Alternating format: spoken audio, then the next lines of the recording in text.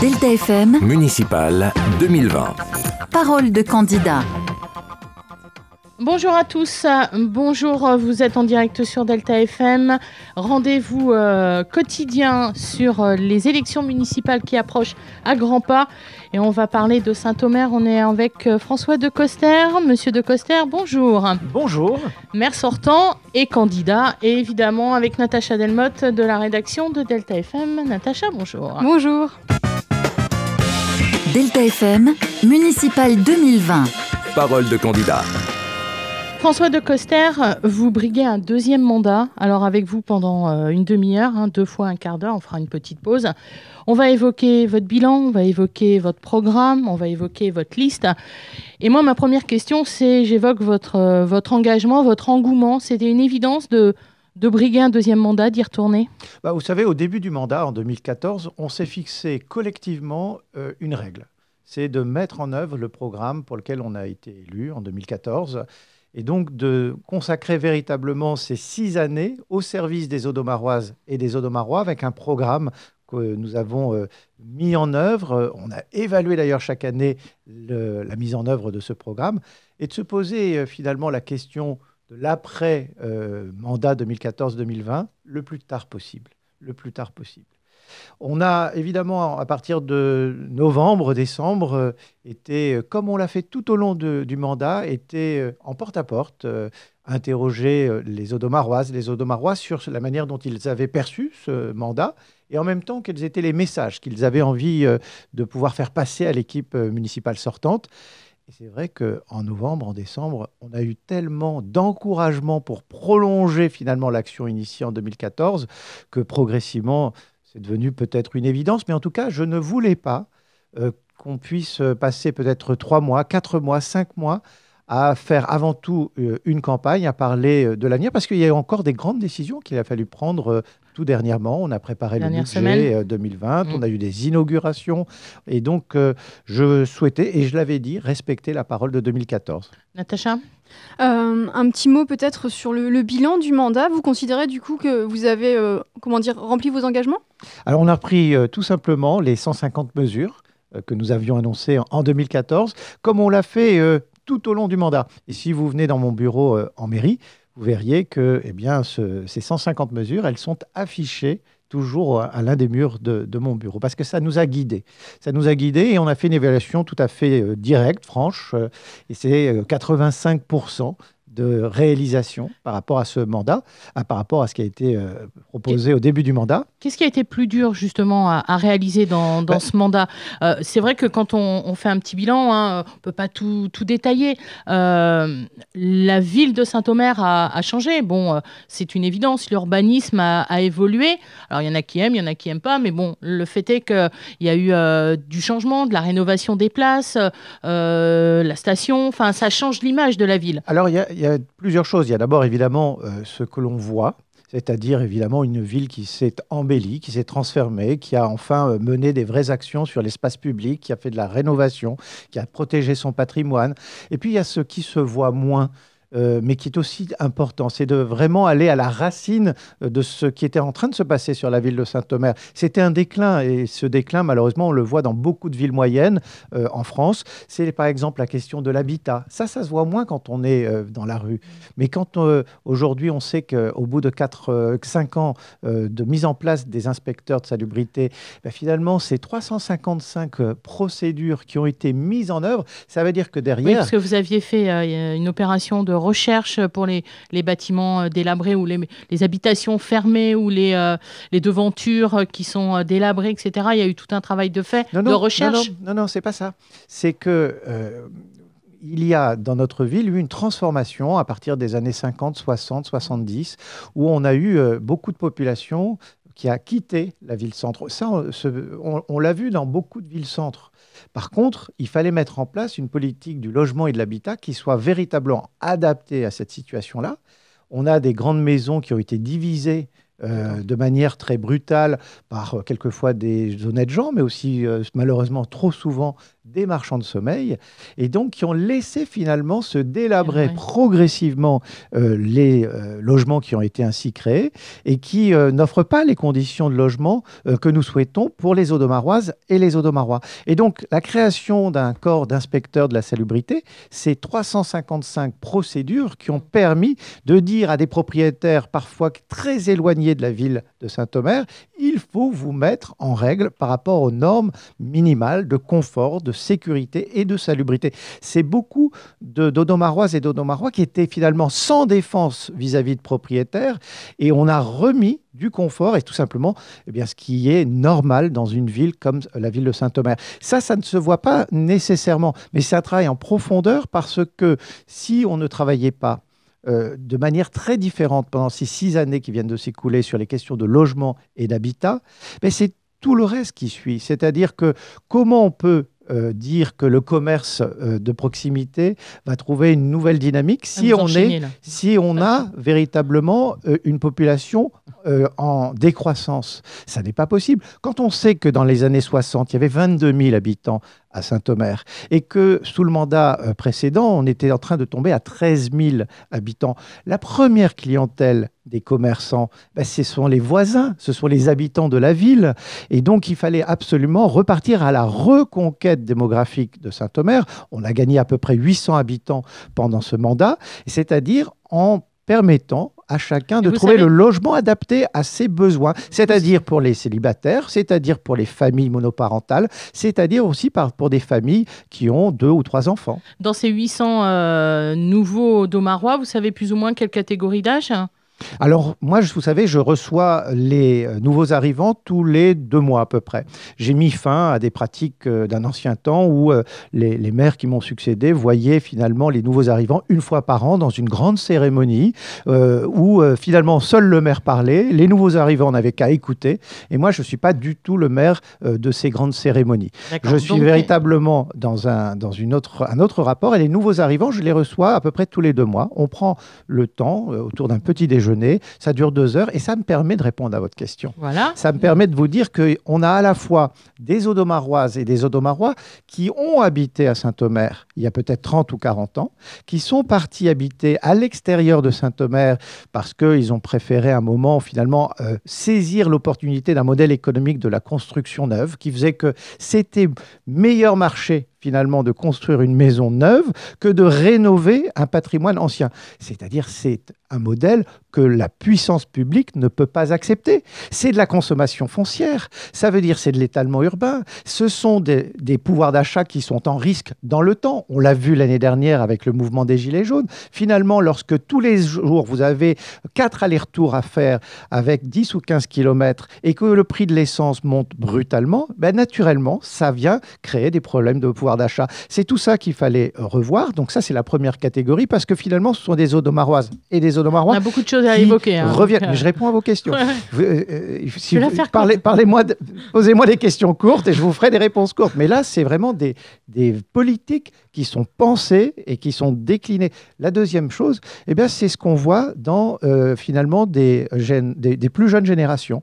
Des gens qui se disent on va avoir un parcours de vie qui fait qu'on va être quelques années sur l'Audomarois, on va être pendant quelques années finalement sur le versant nord de la région Hauts-de-France. Saint-Omer, c'est une ville qui a retrouvé une nouvelle image de marque, d'une ville vivante, animée, pleine d'opportunités pour participer à la création avec la station, participer à la vie collective par le sport, par la culture. Et puis la position géographique de la ville est extraordinaire. Combien de couples je rencontre dont l'un travaille par exemple sur la côte et l'autre travaille par exemple sur l'île. Voilà. Et donc ça, c'est véritablement aussi une image de marque qu'on a réussi à recréer pour Saint-Omer. Alors, je dis aux auditeurs et à ceux qui nous regardent sur Facebook, je ne vous ai pas donné mes questions, mais vous avez déjà répondu à quelques-unes, donc on va faire avec. Voyez. Natacha. Parfois, dans l'opposition, notamment, on vous reproche d'avoir, transformé la ville, mais pour votre propre, pour votre propre image, pour votre propre intérêt. Qu'est-ce que vous pouvez répondre à ça ? Une réponse blanche, ça ne veut rien dire. Pourtant, régulièrement, on l'entend, ce discours vraiment de dire qu'au final, vous faites pas ça pour l'intérêt des Audomarois, mais vraiment pour vos propres ambitions. Si la question du maire, c'est de ne pas avoir d'ambition pour sa ville, il faut changer d'élection. Moi, j'ai jamais entendu parler d'une histoire pareille. Si effectivement on cherche un maire qui va enlaidir la ville, qui va faire en sorte de donner aucune perspective aux habitants, de donner aucune envie à ceux qui pourraient venir y habiter, de s'y installer, évidemment, il faut voter pour quelqu'un d'autre. Non, moi j'ai une ambition évidemment pour la qualité de vie à Saint-Omer, pour le cadre de vie, pour faire en sorte que finalement, dans les villes moyennes comme celle à Saint-Omer, eh bien, nous ayons les mêmes opportunités que les grandes villes.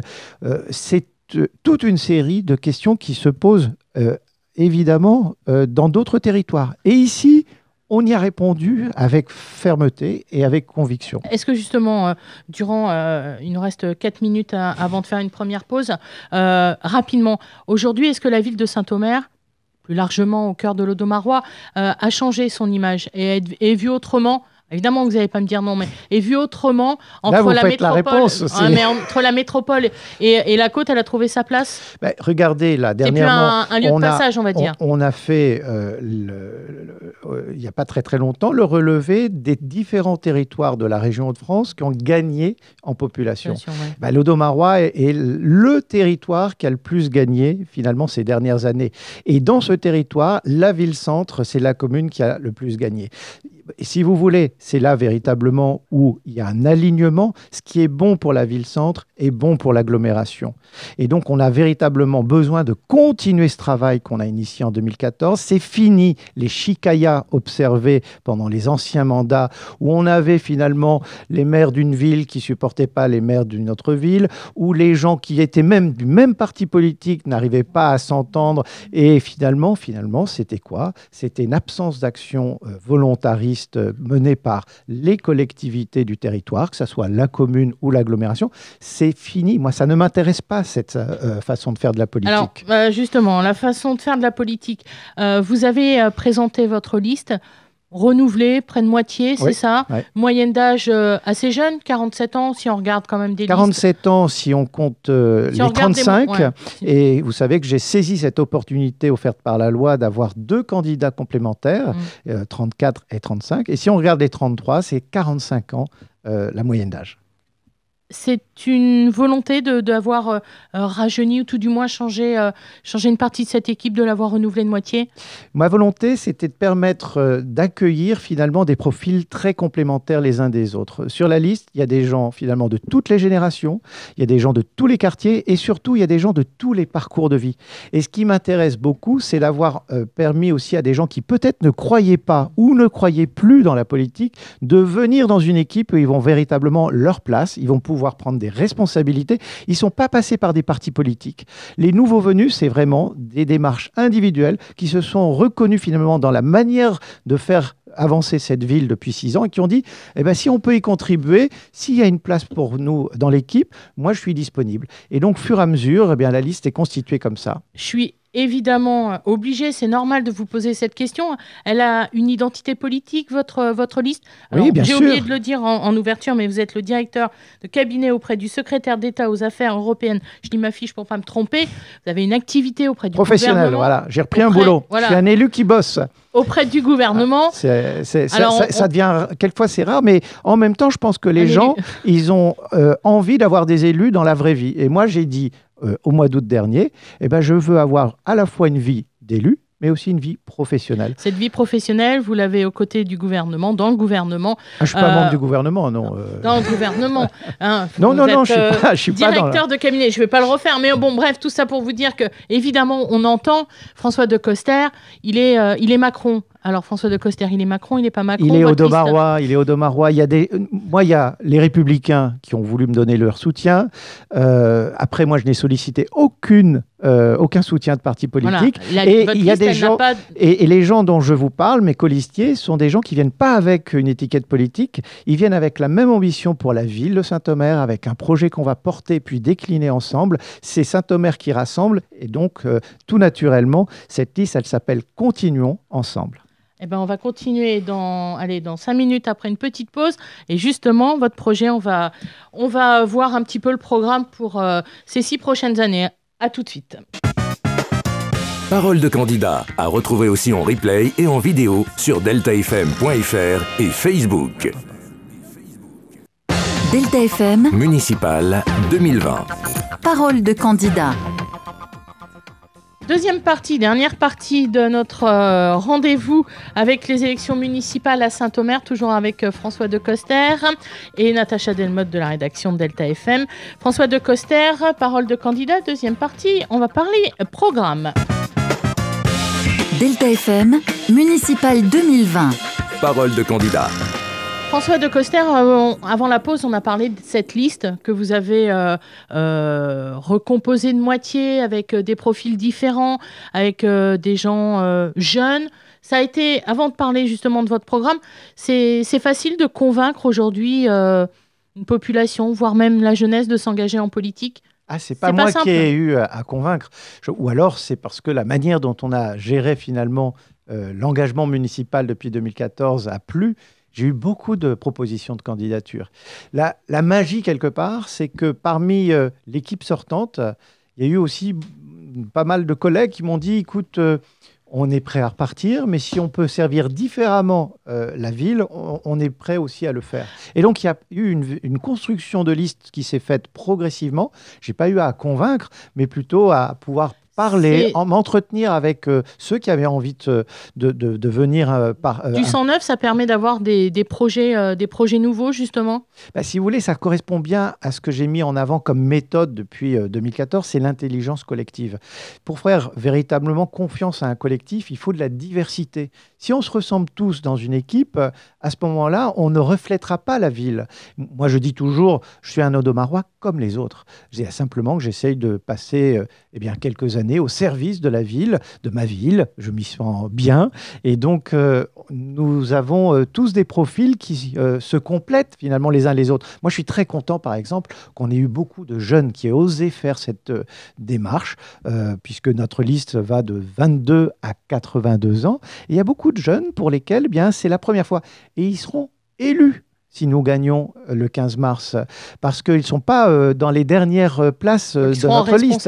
Et ils seront en responsabilité, parce que l'autre principe que j'ai posé dès 2014 et que je prolongerai, c'est que chaque membre de la majorité municipale aura une délégation, soit en étant adjoint, soit en étant conseiller municipal délégué. Parce que aujourd'hui, je crois qu'il faut valoriser tous les engagements dans la société. Les engagements au travers des associations, au travers des ONG, mais aussi au travers du temps qu'on peut passer dans de la gestion communale, que ce soit dans les grandes villes, que ce soit dans les villages.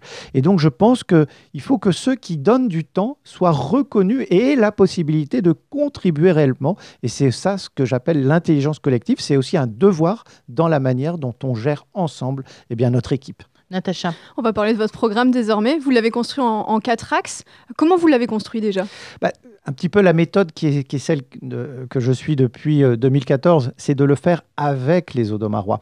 Novembre-décembre, nous avons, comme nous l'avons fait à chaque date anniversaire de l'élection, nous sommes allés voir tous les Audomarois. Nous sommes allés dans tous les quartiers pour pouvoir poser les questions d'abord sur l'évaluation, le bilan, qu'est-ce qui vous a semblé intéressant, qu'est-ce qui vous a le plus marqué, quels sont les grands chantiers que vous retenez, quelles sont les animations que vous avez appréciées, et puis aussi quels sont les messages que vous avez envie de faire passer à la municipalité. Ça a été aussi beaucoup de propositions, beaucoup de choses quelquefois qui existent déjà, mais qu'il faut peut-être prolonger, faire connaître davantage.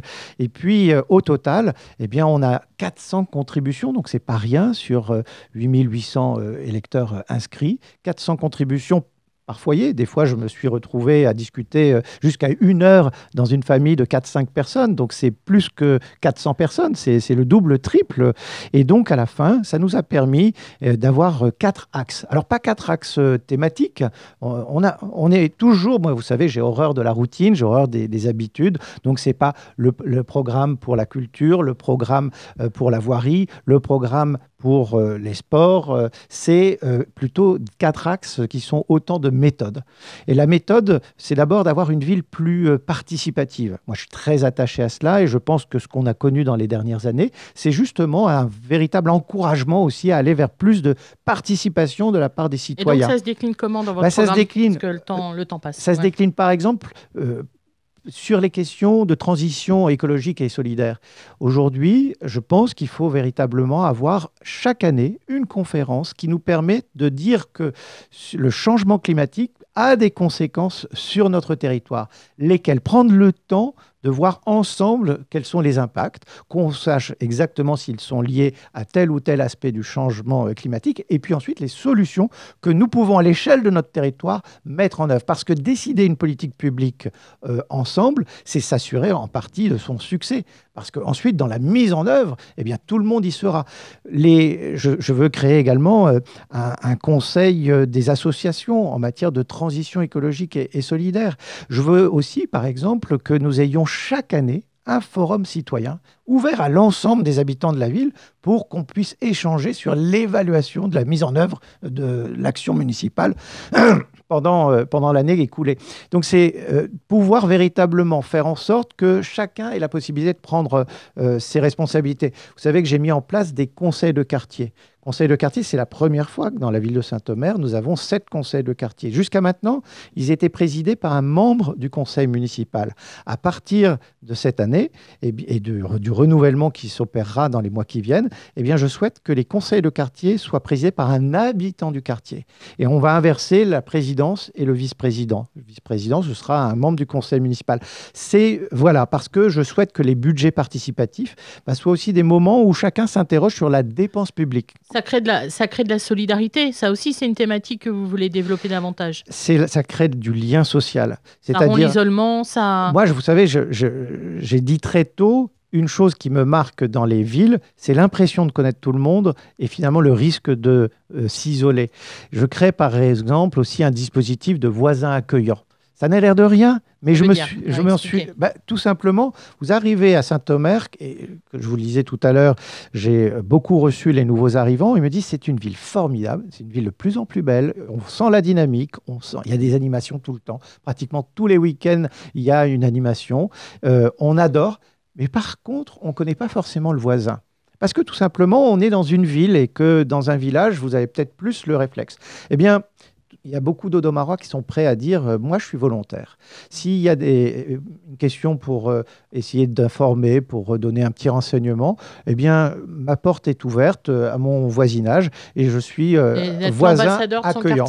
Pas seulement de son quartier, c'est-à-dire qu'on va poser la question aux Audomaroises et aux Audomarois, est-ce que vous voulez vous inscrire dans ce dispositif de voisins accueillants? Et tous ceux qui seront volontaires, eh bien, nous allons les rassembler et nous allons ensemble partager l'information. On va leur envoyer régulièrement peut-être plus d'informations pour qu'ils puissent répondre à tous ceux qui seront leurs voisins. Et c'est ça, un dispositif de voisins accueillants. Je pourrais parler du voisin dépanneur. On veut aussi favoriser aussi l'entraide pour que chacun puisse se dire moi je suis un peu bricoleur et je peux tout à fait être à la disposition. Moi, je suis très attaché à cette question de lien social. Les maisons de quartier, on a montré avec la maison de quartier Saint-Exupéry combien on était attaché à pouvoir construire les nouvelles maisons de quartier en lien avec les besoins des habitants du quartier. Et bien sur les faubourgs, on va vouloir pouvoir complètement moderniser la maison de quartier. On le fera avec cette même méthode participative. On va continuer sur le programme. Natacha, encore une petite question, allez-y. Dans les axes, il y a également une ville plus rayonnante. Qu'est-ce que vous entendez par là? C'est une ville qui soit très animée et qui le fasse savoir, tout simplement. Donc ça veut dire que nous souhaitons toujours travailler sur l'image que nous envoyons dans toute la région. On a fait il y a une poursuite par rapport à ce qui a été mené, ce qui a été enclenché ces 6 dernières années. On a accueilli par exemple les championnats d'Europe de kayak polo et c'est vrai que dans 2 ans, nous allons accueillir les championnats du monde de kayak polo. Ça doit être des moments où on puisse à la fois travailler sur notre territoire au développement de la discipline sportive, mais aussi montrer notre capacité à accueillir des grands événements et puis tout simplement à faire rayonner notre ville. Aujourd'hui, il y a eu justement des opérations menées sur le dernier mandat. Je pense au jazz, je pense à la rénovation évidemment du théâtre qui donne un cachet culturel différent. Ce sont des événements qui doivent demain porter leurs fruits peut-être de façon différente, avec une ampleur différente? On le voit par exemple vous citez le festival de jazz. Le festival de jazz, quand on interroge les Audomarois, c'est l'animation, l'événement numéro 1 qu'ils citent. Tout simplement parce que ça a surpris beaucoup de monde. C'est une approche très accessible de permettre finalement aux habitants du territoire de partager totalement gratuitement des événements qui attirent des gens qui viennent de très loin c'est ça, aussi. il faudrait que ça... Et donc, on voit aujourd'hui qu'on a des événements qui rassemblent à la fois les habitants du territoire et puis aussi des visiteurs qui viennent de plus en plus loin. Et c'est important aussi avec une ville qui fait la part belle. On va... J'ai un chat dans la gorge. Bon, on fera une petite coupure. On va s'en sortir. Désolé, j'ai pas d'eau. Allez, on est reparti. Donc, parler de la culture, j'essaye de me rappeler pour que la coupe soit bonne. On arrive au bout, François de Coster. On va bientôt vous libérer pour votre chat dans la gorge. On parlait donc de la culture. Il y a un rayonnement différent aujourd'hui, peut-être sur la ville de Saint-Omer, de par ces manifestations. Il faut que ça porte ses fruits. Ça veut dire qu'il faut développer davantage l'aspect touristique, ça se fasse connaître et reconnaître au-delà du territoire audomarois? Il y a des formidables évolutions. En ce moment, on le voit bien avec toutes les équipes qui sont capables d'imaginer des programmes qui attirent de plus en plus. On a une économie touristique qui se renforce avec de la création d'emplois. Je pense à un nouvel hôtel qui va bientôt ouvrir ses portes avec des chantiers que nous sommes aussi en train de préparer avec d'autres pour renforcer la destination Saint-Omer, ville de loisirs, ville de plaisir, la gastronomie. Tout ça, c'est de la création de valeur sur le territoire et sur la ville-centre. Vous avez justement parlé d'emploi. Saint-Omer, qu'on ne peut pas non plus isoler de l'agglomération, c'est un développement du tertiaire. C'est la particularité du territoire. C'est aussi des choses qu'il faut...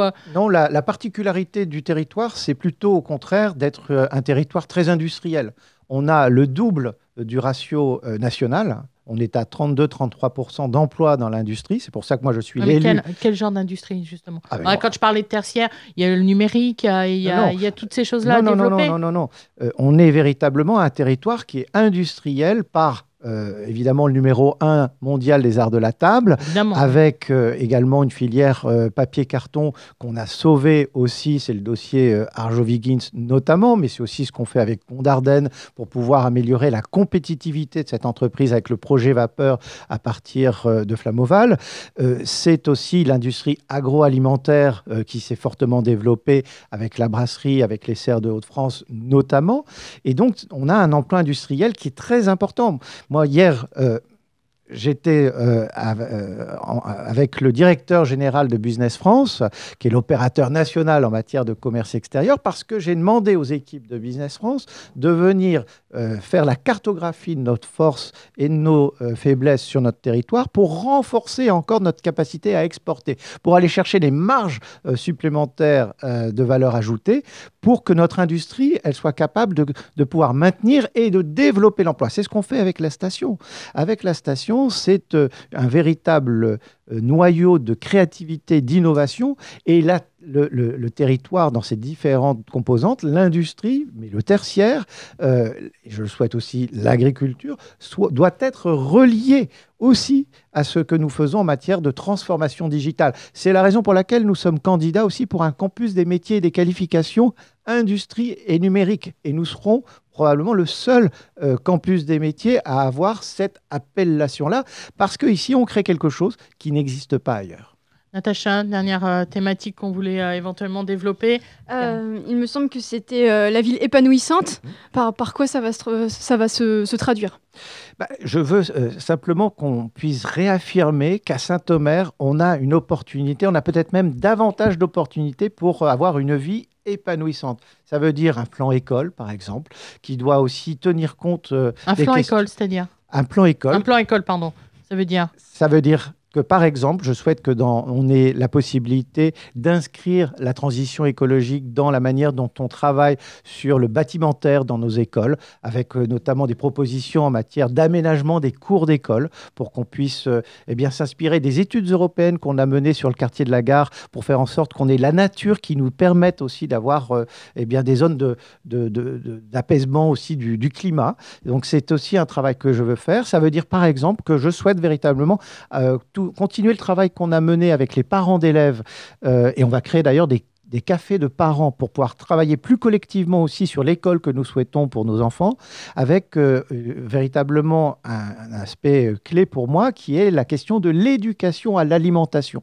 Faire en sorte que la cantine scolaire permette de savoir d'où vient ce qu'on mange, qu'est-ce que ça signifie comme création de valeur pour un territoire, et donc de pouvoir continuer à travailler sur le développement et du bio et du local, de s'appuyer sur la future légumerie de la PEI et de travailler avec les producteurs maraîchers de notre territoire pour qu'on organise toute la filière et qu'on le fasse savoir et que ça corresponde à une éducation à l'alimentation dans nos écoles. Dernière question, brièvement, il reste quelques secondes. Question courte, réponse courte. Si demain vous êtes réélu maire, vous restez maire uniquement, pas président de la CAPSO ?